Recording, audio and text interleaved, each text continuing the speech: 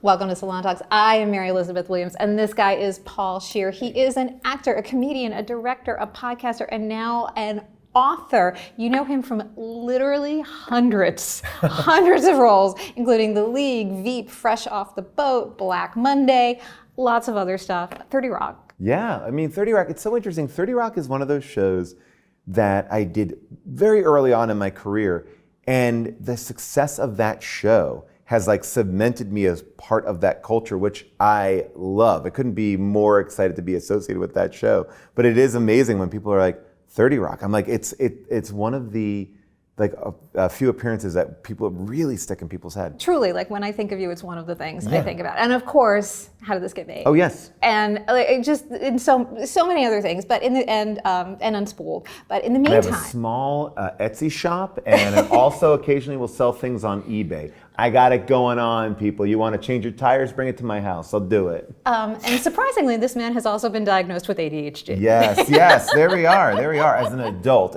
there's nothing more shocking to be someone in your 40s and find out that you have this thing that can account for a majority of ways that you've acted your entire life. It really was like finding the Rosetta Stone of my life. You know what? I was going to ask you about that later, but I'm going to ask you about that now because I have followed your career for ages, and I'm like, oh, he's doing 2 podcasts. He's doing all these different roles. He's doing live shows. He's writing a book, and I thought, this is a guy who's spinning a lot of plates. So when I got to the part late in the book, you introduce it very late in the book, and you say, I've not talked about this. You talk about a lot of things in your life. I've not talked about this. How did you not know? And then what has changed for you? Well, you know, it's interesting. That chapter I write about that diagnosis was something I was really wrestling with putting in, because I know that people write memoirs, they feel like they have to, you know, give a nugget, share something, and there was something about that was still fresh to me, and I was a little nervous to share it because I'm still processing it on some level. But what I realized was the way I found out about it was through Twitter, which is hilarious. Like I got into a war of words about my LA Clippers, and one of the people I was fighting with was like, you're hyper-focusing. You have ADHD. I do too. You should check that out. And of course I was like, I don't have ADHD. That's ridiculous. You made a comment, and I'm just continuing to batter you with reasons why you're wrong. And I told my wife, I said, you know, somebody said I have ADHD. And my wife was like, yeah, of course you do. And it was just a shock to me. She was so unfazed by it. But I started to look online, and especially like on Twitter, where I started to see everybody's stories, and it actually helped me get some help. So one of the reasons why I left it in the book, even though I was like nervous about it, was because I think when people do share their experiences, talk about it, it does, I think, open an avenue of conversation with yourself, and I think it really pushed me down a path that I would never have gone down before. So that was something that again, it was hard to share because I feel like it's something I'm slightly embarrassed by. And now that I'm actually treating it and taking care of it, I think what I feel like is I'm still the same me that I was before it, but I just feel like, maybe it's a weird thing to say, but like a horse with blinders. Like, you know, they say, oh, you don't want to wear blinders because you want to see everything. But I want the blinders so I can actually just focus on what's ahead. And that has really helped me just stay a lot more on track. Did it help you in writing this book? Absolutely, yeah. I think that, you know, writing a book, it requires so much focus. Like I can't just like sit down and just, I'm going to just pop out 5,000 words. I have to really sit in it, and then it's almost like different states of meditation. Like you start to lower deeper and deeper into it, and it's hard to, I think, tell a cohesive story, to find connections, to really be in something without having that kind of intense focus. I know people who take ADD medication just to write, which is a nice, fun side effect for me because I'm now on it and I was writing. I'm not doing it on the side, but people are like, oh, I got to finish a script. I got to take ADD medicine. And I was like, which is a crazy thing. But yeah, especially in the editing process, which was really, really hard for this book. So let's talk about the book. Joyful Recollections Yes. of Trauma. That is a fun title. It kind of does what it says on the tin, Yeah, right? right. And it's not just about trauma, though, because there's a lot about just embarrassing things that have happened to you in your life. But you open up in a way that was refreshing and resonant to me about abuse and about trauma. Yeah. These are things that your family has kind of not talked about. You say, like, we move on. What was it that made you say, it's time for me to talk about it in this way? You know, there's a Frank McCourt quote. He wrote Angela's Ashes, of course, and he said, you know, if I didn't tell these stories, I'd be screaming until my grave, right? And I think what I realized as I became a parent, that there's a part of me that I was always keeping a little bit secret, and I was wondering why. And it was really because of my family. We don't talk about this. We keep that quiet, and I was protecting my family. And in a weird way, I was not embracing a part of my life that made me who I was. It kind of felt disingenuous. And when I became a father, I recontextualized my childhood in a completely different way. I saw myself through my kids, which brought up anger, which brought up resentment, but also gave me tremendous empathy for my parents, for myself. And there was something about having kids, being in therapy for a long period of time, and also, like, when I say being in therapy, it's like, yes, I went to therapy off and on, but I've also done work on myself and tried to understand myself. And there was something about it where I've done all this work, I have these kids, why am I still not sharing this part of me? And what am I afraid of? Like, what am I afraid it says? And there was a moment where I was like, I just have to write this. I didn't even know I was going to write this. And the original intent was, I'll tell funny stories from my childhood, and I'll kind of tie it all together. Maybe there'll be a fun chapter in there about the movies I think are crazy, or, you know, it was going to be a little bit more pop culture focused. And I think actually people wanted that. So instead of just trying to sell a book first, I wrote. And what came out naturally and organically was this story. And when I met with Harper's to pitch it, they really responded to that. And that's how I knew to go with them, because I think other people might have just wanted me to do, you know, just a funnier, dumb, like more of a light book. Not dumb, but just more of a light book. And so, yeah, it really was, for me, something that I felt came very organically. I didn't have this intention to do it, but once I started writing, I couldn't stop. There are so many things in it that I think will resonate with people. And one of the phrases you use is, you don't know how abnormal your upbringing is, because it's normalized while you're in it. You talk about violence, abuse against you and against your mom. Yeah. And your grandmother saying things like, well, if there's no broken bones, it's not abuse, which is wild, but also someone says that to a child, you believe it. Right. What did you have a light bulb moment, an experience where you said, oh, this is not normal? As a kid, no. I mean, really, like, that's the thing. It's like, it was just part of my life. You know, sometimes, and I think even in the book, I can talk about all these instances here very cavalierly, because in a way, while I was suffering like physical abuse and sometimes verbal abuse, like, it was just as normal as like Taco Tuesday or something like that, right? It was just a part of our family life. And I think it took me a long time to even say those words, like, oh, I was abused. Like, oh, I could say, oh, I had a stepdad that was mean. I had these experiences, but that word abuse is tricky. I think that for a long time, and a lot of people I've talked to in talking about this book have a hard time saying that word, right? Because I think it victimizes you in a way, but it also feels like, oh wait, is it worthy of abuse? Am I on the level? Because I know people have had it worse too. So yeah, for me, it's been a process of like slowly unraveling and allowing myself to really sit in those moments. You know, some of the first sessions I had in therapy were about exploring anger, which I didn't think I had, and I did. I just had shut it off. Like, I was angry, and and my response to that was I just like a light switch. I just never turned it on. And then it was also like embracing sadness. And I think that was really hard, to allow myself to sit and be like, it's okay to feel bad for myself, to mourn, to be in these moments because I wasn't allowed to do that in the moment. And so that, it's a process. But yeah, it's one that I feel like, even writing this book, there's an element of catharsis in seeing it all together, right? Because all these things are kind of disparate in my head. And even when I went to go write these stories, I saw the connective tissue at the end. And not to sound too lofty about it, but it feels to me like I was like an artist sculpting marble. Like I had an idea, but as I was in there, I was like, oh, I'm starting to see things that I didn't even see because it's all in one spot. Well, when you talk about the anger, I think that's because you say in the book, you admit, which I think must have been a hard thing to come to terms with, is, well, I became the Hulk. My stepdad was the Hulk, and then I was the Hulk. I was a bully. I was angry. I manifested it this way before I could get to the part where then I shut it off.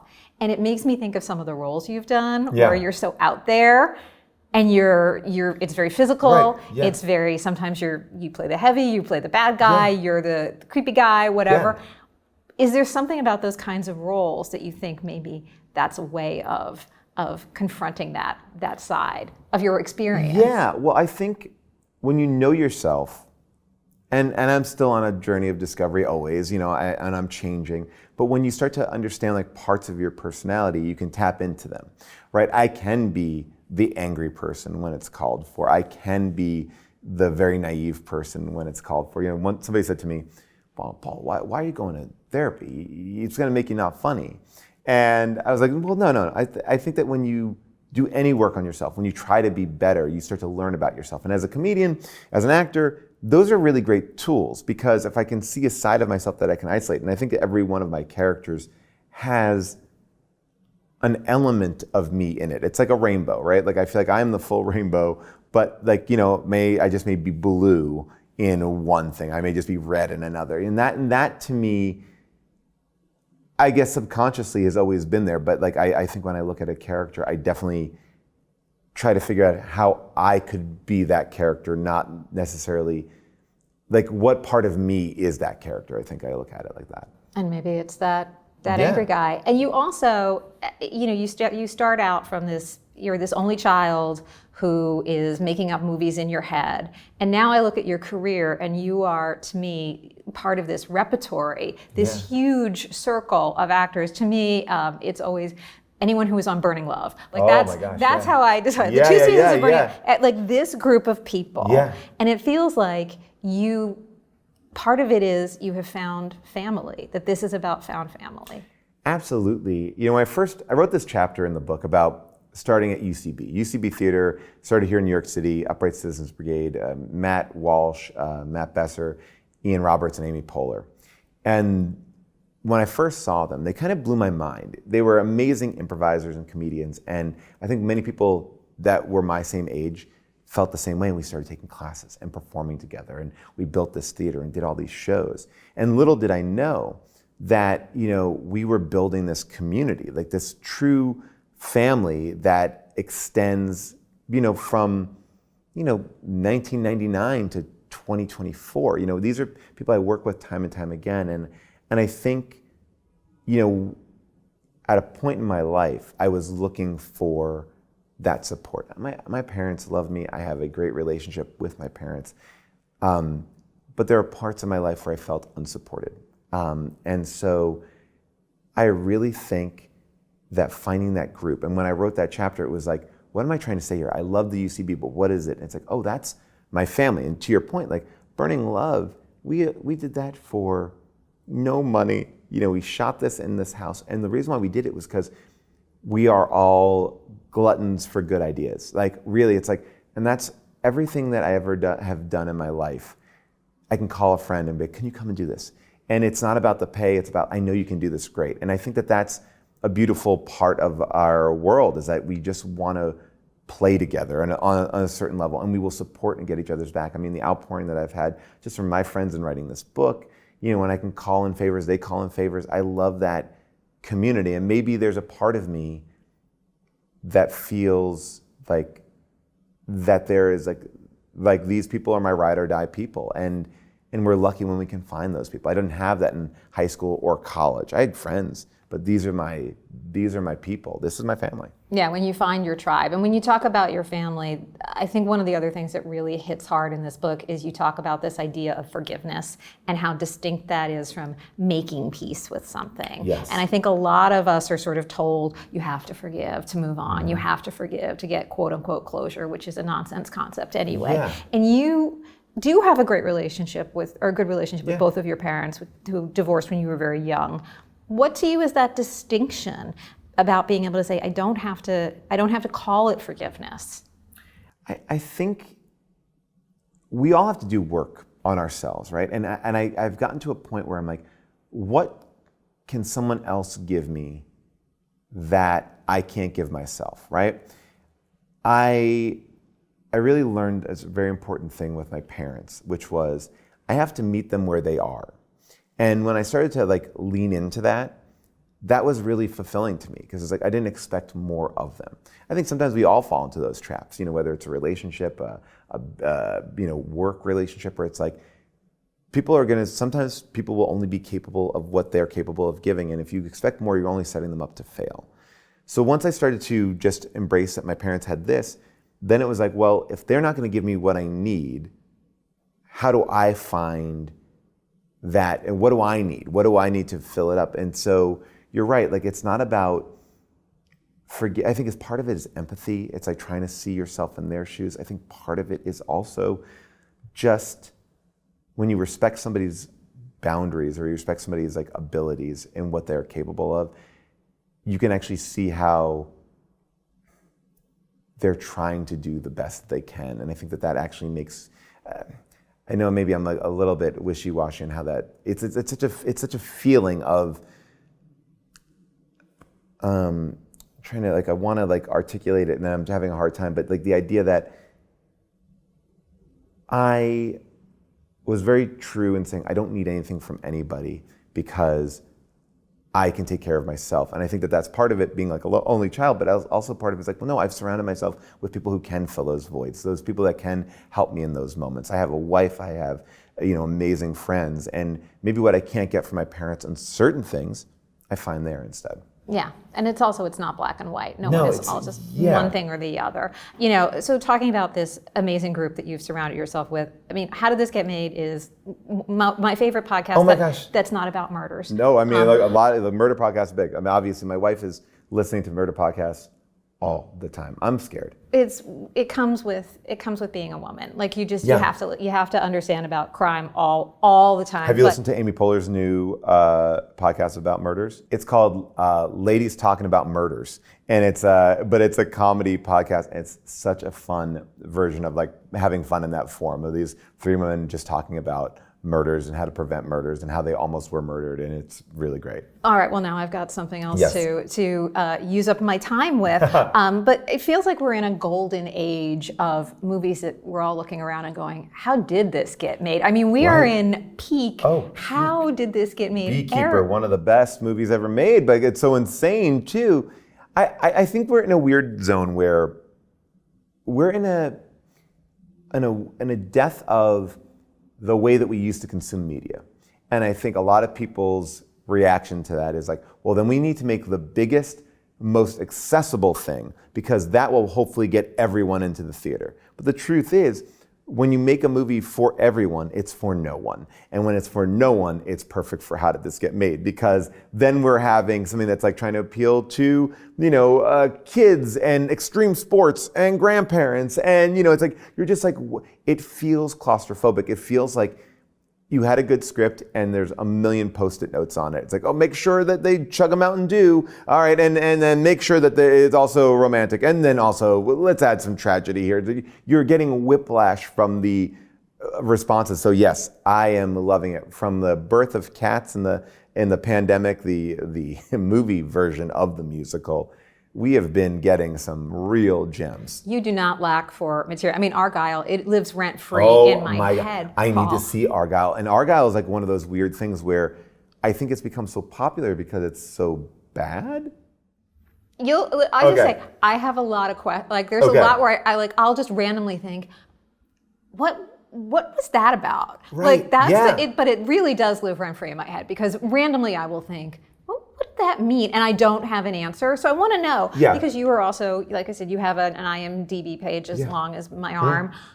Surely, and you must get out this all the time, but I want to know. Yeah. You must have your own experiences where you have gotten a script or you have been on a set and think, how is this getting made? Well, you know what's different about it is no one sets out to make a bad movie, right? And I've worked on so many different things, and I'll tell you, you don't know until it's out because it can go in many different respects. Not even in the middle?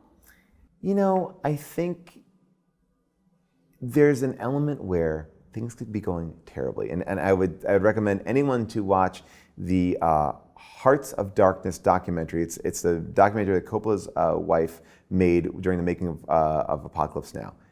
That movie looked like it was going to be an utter shit show, and it becomes one of the classics of cinema, right? So there is this element where, well, maybe they're going to pull it out, and I think that, like, you know, there's always this thing, like, you get in editing. I've worked with actors that can't get 2 lines out, and then you look at them in editing, and you're like, what?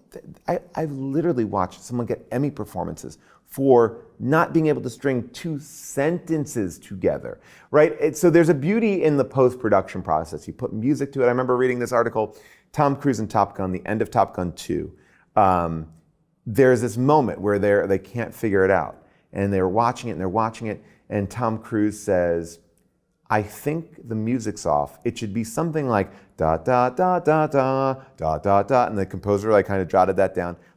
All they did was replace the music with Tom's thing, and the movie tested 40 points higher. So it's like there is this element with movies that magic can happen.